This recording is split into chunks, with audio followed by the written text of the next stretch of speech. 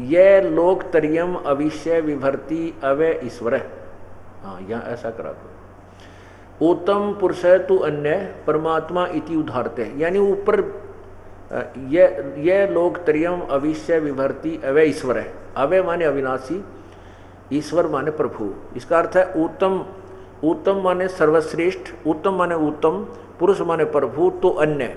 ऊपर जो वर्णित किए उन दोनों से कोई और भगवान है जो वास्तव में उत्तम है, पुरुषोत्तम जिसको कहते हैं। उत्तम पुरुष, उत्तम पुरुष माने पुरुषोत्तम, और जिसको परमात्मा कहा जाता है। और वही तीनों लोकों में अविश्य माने प्रवेश करके, विभर्ति माने सबका पालन पोषण करता है, वही अवय ईश्वर है, वही अविनाशी परमात्मा, वास्तव में अविनाशी वो है, इन दोनों से भी भिन्न है। इनका अनुवाद देखिए। उत्तम पुरुष है तो अन्य, उत्तम पुरुष है तो उत्तम पुरुष तो अन्य ही है। यहाँ लिखना था उत्तम भगवान यानी पुरुषोत्तम तो और ही है, जो तीनों लोकों में प्रवेश करके सबका पालन पोषण करता है, विनाशी परमेश्वर परमात्मा इस प्रकार कहा गया है। अब देखिए, इसमें स्पष्ट हो गया।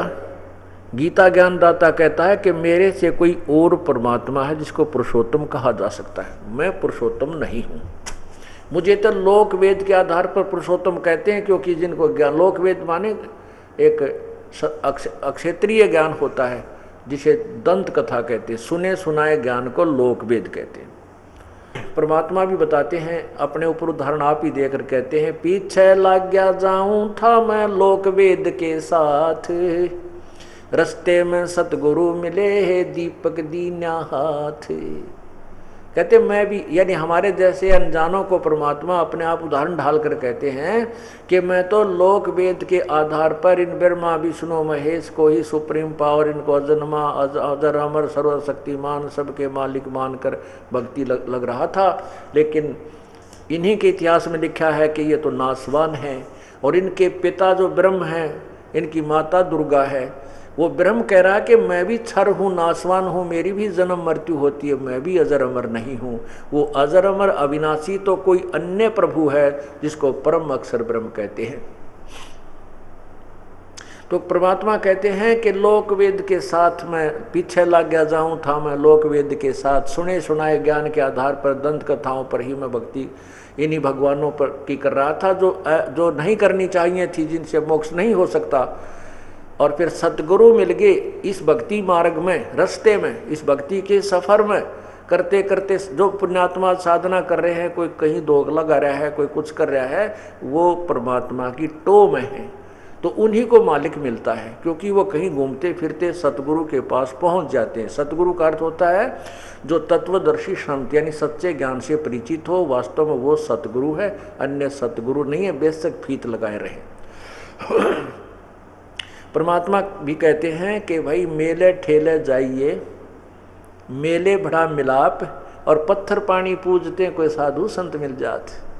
परमात्मा ने कहा है कि परमात्मा की टोह को बंद मत करना, उसकी खोज को बंद मत कर देना, उसकी तलाश जारी रखना, और घूमते रहना इधर उधर कहीं जहाँ भी संत समागम होते हैं या कोई पूजाएं होती हैं, जब तक तत्वदर्शी संत नहीं मिले तब तक ढूंढते रहिए, बैठ मत जाना, उसकी खोज को समाप्त मत कर लेना।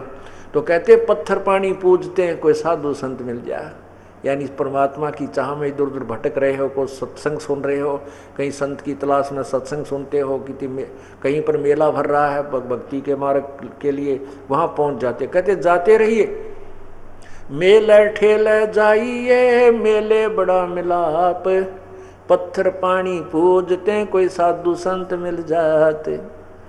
ये गलत साधना करते करते भी कोई संत मिल गया तो वो सब छुड़वा देगा और सत साधना पर लगाकर तेरा कल्याण करवा देगा।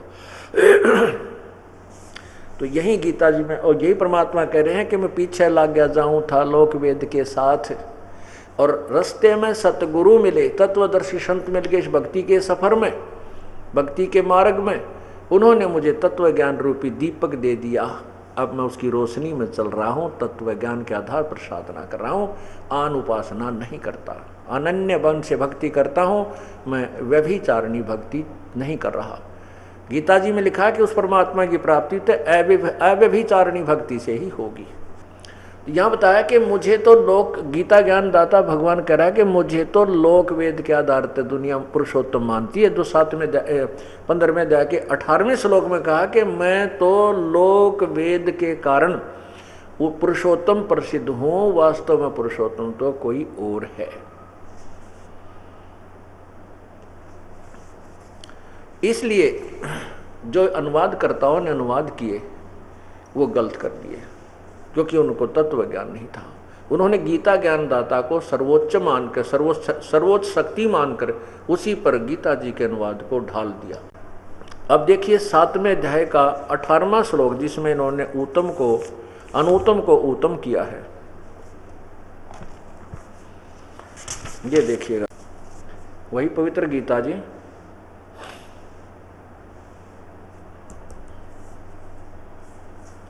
श्रीमद् भगवत गीता अध्याय नंबर 7 के और ये मंत्र 18, इसमें देखिएगा, इसकी संस्कृत है उदारा सर्वे एव एते ज्ञानी तु आत्मा एव मे मतम।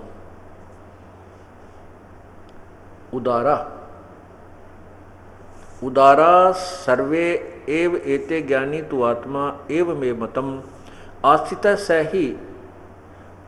स ही युक्तात्मा माम एव अनुत्तमाम गतिम।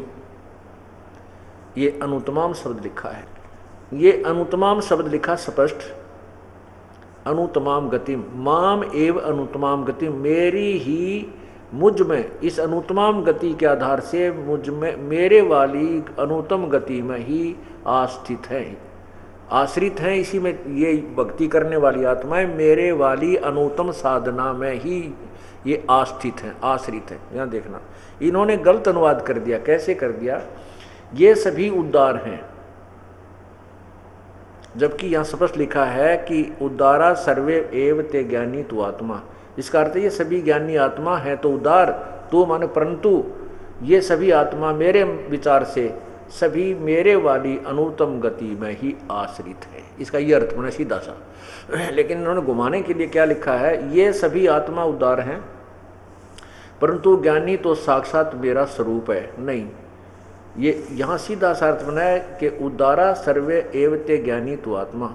ये उदारा माने उदार हैं, ये सभी ज्ञानी आत्मा उदार हैं, यानी नेक हैं, भक्ति चाह रहे हैं, परंतु रास्ता ठीक ना मिलने से मेरे वाली अनुत्तम साधना में ही आश्रित हैं। ये इन्होंने किया, ये सभी उदार हैं परंतु ज्ञानी तो में साक्षात मेरा स्वरूप है ही है, ये मेरा मत है, ये इसका विचार है।